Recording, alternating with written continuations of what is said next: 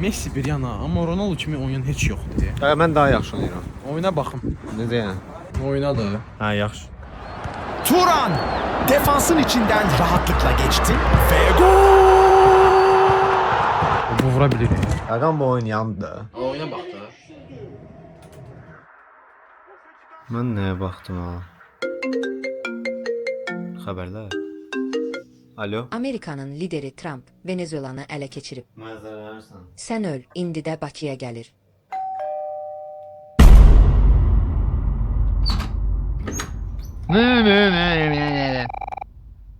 Mən də elə bilmişdim Trump.